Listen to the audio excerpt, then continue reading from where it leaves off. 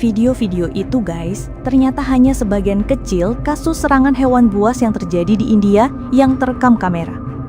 Data menyebutkan, pada tahun 2024, kasus serangan macan tutul di India sebesar 137 kasus, yang menyebabkan 15 orang kehilangan nyawa. Sementara, serangan harimau rata-rata 56 kasus kematian manusia per tahun. Dan serangan singa menyebabkan 7 kasus kematian manusia pada tahun 2025. Dari data itu, dapat kita tarik kesimpulan bahwa betapa mengerikannya keberadaan hewan-hewan buas itu. Mereka bahkan dapat menjadi monster pencabut nyawa bagi para warganya sendiri. Lantas, bagaimana hal ini bisa terjadi? Yuk kita bahas.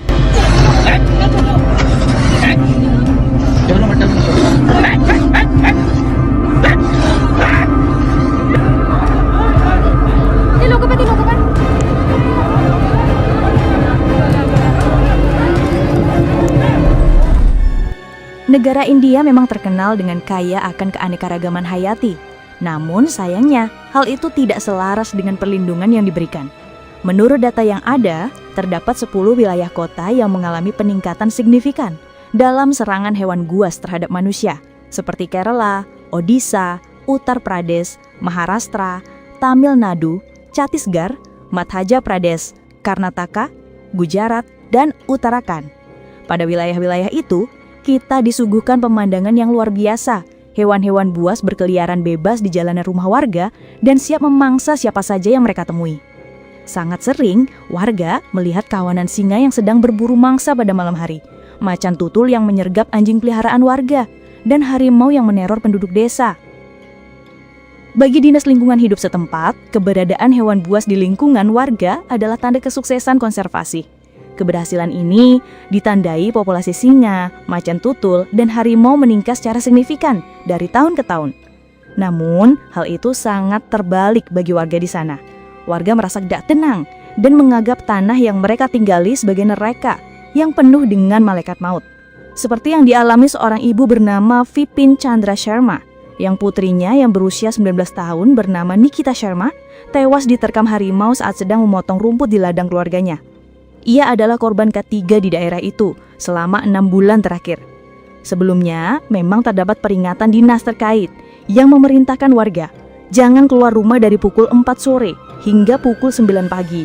Jika terdapat serangan pada manusia pada waktu yang telah ditetapkan, hal itu bukan tanggung jawab dinas terkait dan termasuk kelalaian warganya sendiri. Jadi setiap warga keluar rumah, mereka harus ekstra hati-hati apabila mereka bertemu para hewan buas itu. Lantas, mengapa? Warga hanya bisa menerima takdir dan tidak melakukan perburuan saja.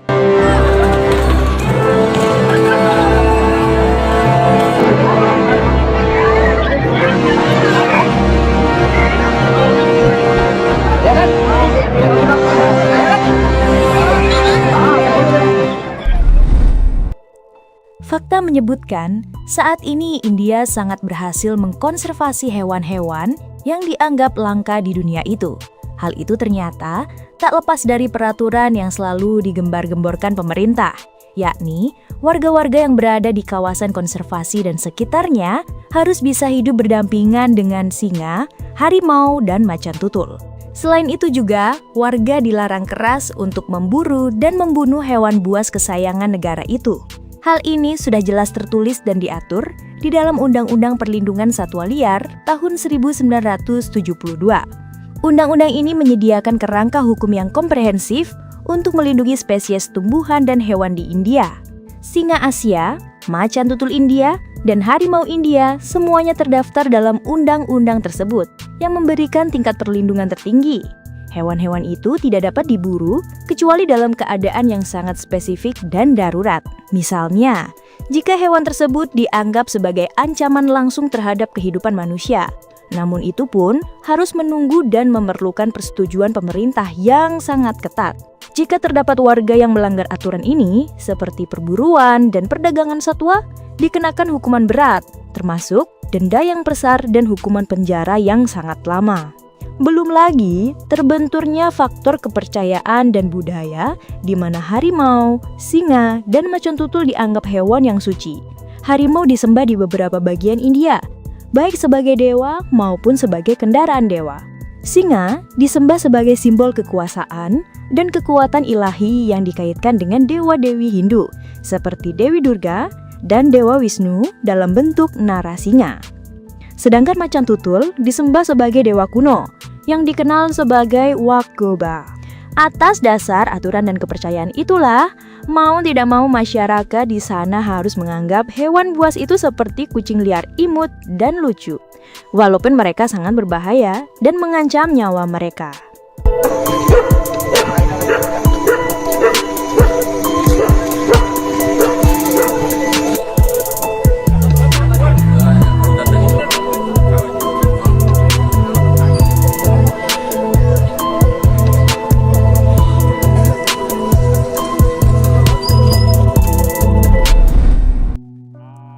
Walaupun pemerintah India seperti acuh terhadap keselamatan nyawa warganya, namun mereka tetap memberikan kompensasi akibat dari serangan hewan buas itu. Skema ini bertujuan untuk memberikan bantuan finansial segera kepada keluarga korban dan membantu mengurangi sentimen negatif masyarakat terhadap upaya konservasi satwa liar. Jumlah pasti kompensasi dapat bervariasi antar wilayah di India, karena kebijakan pengelolaan konflik manusia dan satwa liar diimplementasikan pada daerah masing-masing. Namun, umumnya terdapat jumlah yang ditetapkan untuk kasus kematian manusia, cedera serius, dan juga kerusakan properti atau ternak. Pemerintah pusat India telah meningkatkan bantuan kompensasi untuk kasus kematian akibat serangan hewan liar dari 5 lakh menjadi 10 lakh atau sekitar 191 juta rupiah. Jumlah itu hanya dari pemerintah pusat saja, belum ditambah dari pemerintah daerah dan bantuan lain. Pemerintah daerah bisa menambah dana kompensasi itu hingga 24 lakh atau sekitar 458 juta rupiah. Namun penting untuk dicatat ya guys, bahwa meskipun skema ini ada, seringkali terdapat inkonsistensi dalam proses aplikasi, penilaian dan pembayaran di berbagai negara bagian, yang menyebabkan korban tidak selama menerima kompensasi penuh. Seperti yang dialami seorang anak bernama Ankit yang tewas diserang harimau. Menurut situs www.csmonitor.com, setelah macan tutul atau harimau membunuh atau melukai seseorang, Departemen Kehutanan biasanya membayar kompensasi sebesar 4 lakh atau sekitar 75 juta rupiah kepada keluarga korban. Dalam kasus Ankit, jumlah ini tidak cukup untuk menutupi biaya perawatan medisnya. Warga lain juga melaporkan kesulitan serupa dalam membiayai perawatan anggota keluarga yang terluka karena tak sesuainya angka kompensasi yang diberikan. Waduh, miris ya guys. Pakana.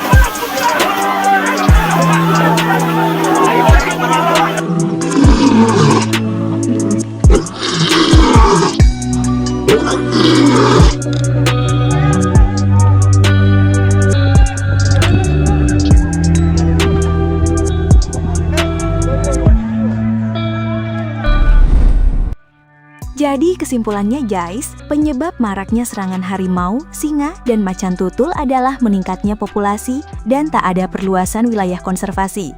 Belum ditambah lagi masalah urbanisasi dan pengundulan hutan, yang membuat hewan-hewan ini mulai memasuki pemukiman manusia untuk mencari makan. Belum lagi terbenturnya aturan undang-undang dan kepercayaan membuat warga India mau tidak mau tinggal di tanah kelahirannya, walau dihantui oleh teror hewan predator yang siap mengancam nyawa.